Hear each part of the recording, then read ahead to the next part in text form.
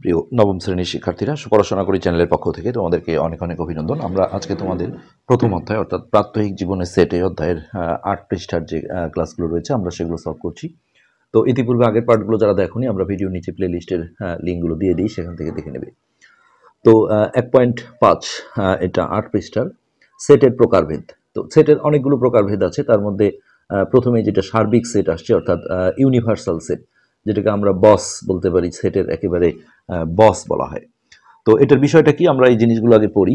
যদি কোনো সেটের উপাদানগুলো অন্য কোনো একটি নির্দিষ্ট সেট থেকে সংগৃহীত হয়, তবে যে নির্দিষ্ট সেট থেকে উপাদানগুলো সংগৃহীত হয় তাকে সার্বিক সেট বা ইউনিভার্সাল সেট বলে।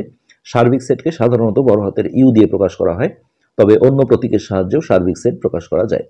যেমন সকল জোড় স্বাভাবিক সংখ্যার সেট, এটাকে আমরা যদি ই দিয়ে প্রকাশ করি, নামটা যে কোনো অক্ষর দিয়ে লেখা যায়, তাহলে জোড় সংখ্যা 2, 4, 6 ডট ডট এইভাবে কিন্তু চলতেই থাকবে।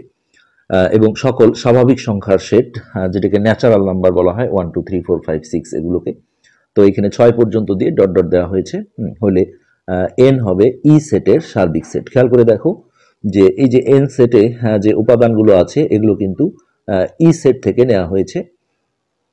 এন হবে ই সেটের সার্বিক সেট।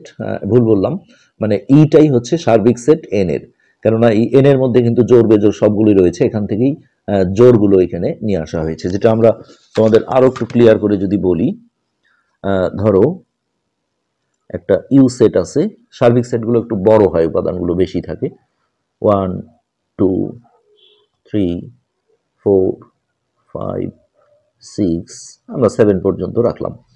তো এটা হচ্ছে আমাদের ইউ সেট। এখন এইখান থেকে আমরা কিছু কিছু উপাদান নিয়ে যদি আরো সেট গঠন করি, যেমন এ সেট, এর বাইরের কোনো উপাদান নেওয়া যাবে না। তো আমি চয়েস করলাম, ধরো যে একটাও নিতে পারি, 2টা, 3টা, 4, 5, 6। তারপরে একটা বি সেট নিলাম, এটা রিপিটও করা যাবে, ধরো যে 4, 6, 7, এই উপাদানগুলো কিন্তু ইউ সেটের মধ্যে আছে।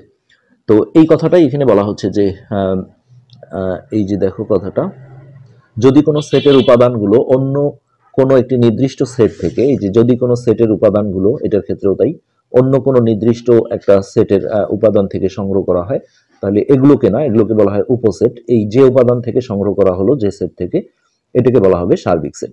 অর্থাৎ এখানে দেখো এ আর বি সেটের আমরা যদি সংযোগ করি, এই ইউনিয়ন কিন্তু আলাদা, এটা হলো সংযোগ সেট বলা হয়, দুইটা সেটকে একত্রিত করা। তো এটা করে আসলে পুরোটা আসবে না, কেননা এখানে 1 যেহেতু আমরা কোনো সেটে নেইনি, এটা আমরা করব না। তো বিষয়টা এরকমই যে একটা বড় একটা সেট থাকবে, এখান থেকে আমরা যদি ওর কিছু কিছু উপাদান নিয়ে আরো সাবসেট গঠন করি, উপসেট, তাহলে এই সেটটাকে বলা হবে এই সেটগুলোর সার্বিক সেট। তো আশা করি এই বিষয়টা বুঝতে পেরেছো। উদাহরণ 1 এ, এখানে x, y সেটটি ইংরেজি ছোট অক্ষরের বর্ণের সেট থেকে সংগৃহীত। সুতরাং ইংরেজি ছোট অক্ষরের বর্ণের সেট হলো এ ইকুয়াল হচ্ছে এক্স ওয়াই সেটের সার্বিক সেট। অর্থাৎ আমরা যদি এরকম একটা সেট দেই ইংরেজি বর্ণমালার, যেহেতু উপাদানগুলো আসলে ছোট হাতের অক্ষরে থাকে, তাহলে এ, বি, সি, ডি, ই, এইভাবে জেড পর্যন্ত, অর্থাৎ 26টা, এটা আমরা লিখলাম না। এখন এইখান থেকে আমরা দেখো একটা সেট যদি গঠন করি এক্স আর ওয়াই কে নিয়ে, যেটা এক্স ওয়াই এখানে ছিল, ধরো এটা বি সেট বললাম, বা এগুলো যেহেতু আমরা লিখিনি, এগুলো থেকেই নেই যে সি কমা ডি। তাহলে এই সি কমা ডি এই হলো এই সার্বিক সেটটার একটা উপাদান, মানে উপসেট। তো সেক্ষেত্রে আসলে এই মানে বড় সেটটাকে, যে সেটের উপাদান, যে সেট থেকে উপাদানগুলো নিয়ে বিভিন্ন সেট গঠন করা হয়, সেই মূল সেটটাকে, প্রদত্ত সেটটাকে বলা হয় সার্বিক সেট। এবার আসো সসীম সেট, যেটা ইংলিশে বলে ফিনিট সেট। যে সেটের উপাদান সংখ্যা গণনা করে শেষ করা যায় তাকে সসীম সেট বলে। কষ্ট হলেও আমরা যদি গুনতে পারি, যেমন এখানে 1, 2, 3, 4টা উপাদান আছে, এখানে 1, 2, 3, 4, 5টা উপাদান আছে। তো এগুলো তালিকা পদ্ধতিতে আছে, কখনো সেট গঠন পদ্ধতিতেও দিতে পারে।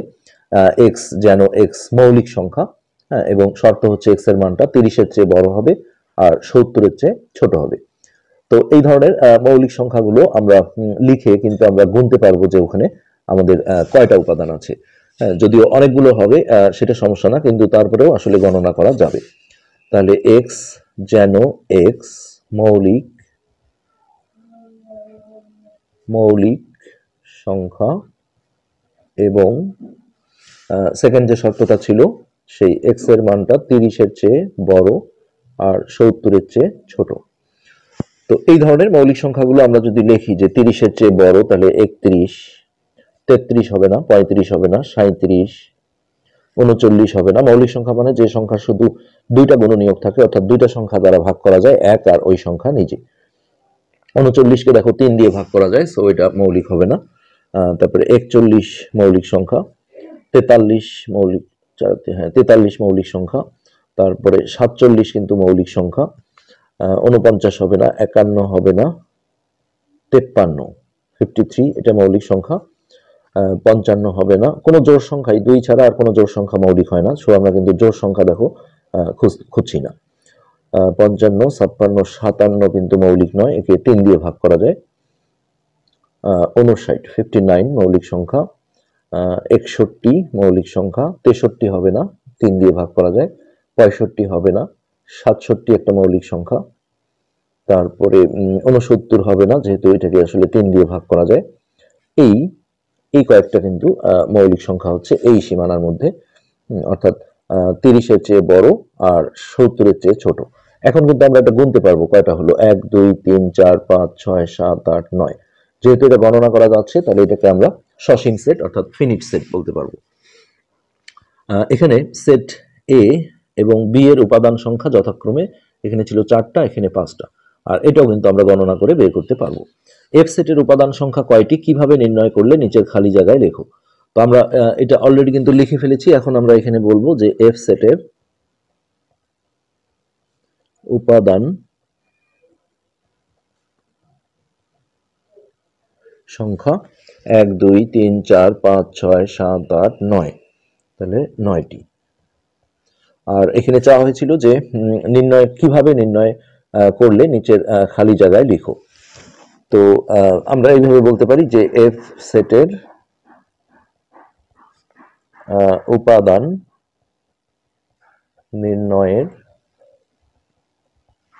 ক্ষেত্রে সেগুলো মৌলিক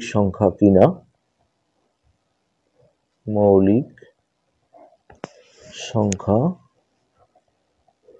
কিনা যাচাই করেছি এবং 30-এর চেয়ে বড়, 30-এর বড় হচ্ছে যে 70-এর ছোটগুলো নিয়েছি। এইভাবে লিখে দিতে পারো।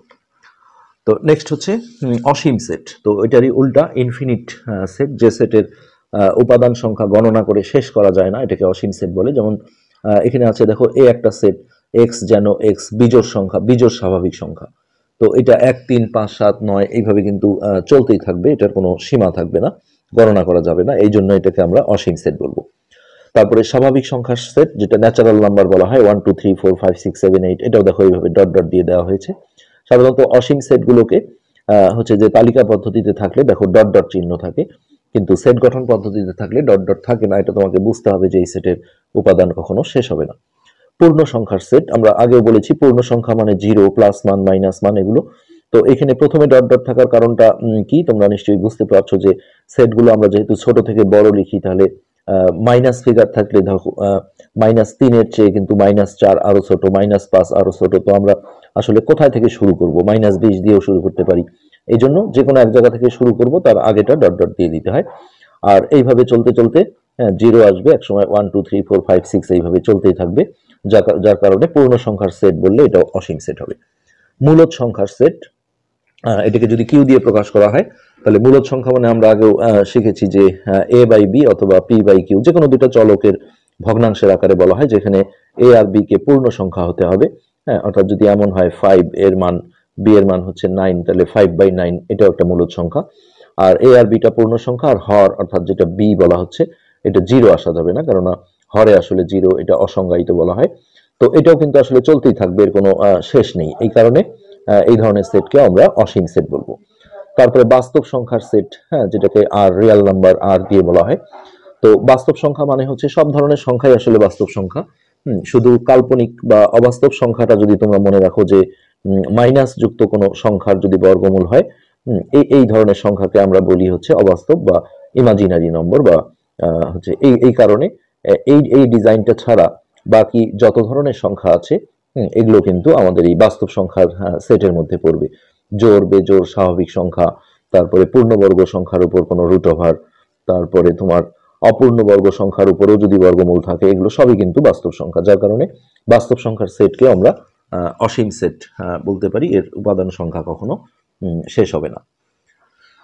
তো মাথা খাটাও এরপরে 9 পৃষ্ঠা। এখানে একটা কোয়েশ্চেন করা হয়েছিল যে উপরের সেটগুলো অসীম কেন। তো আমরা এইভাবে বলবো যে উপরের সেটগুলো অসীম কারণ এদের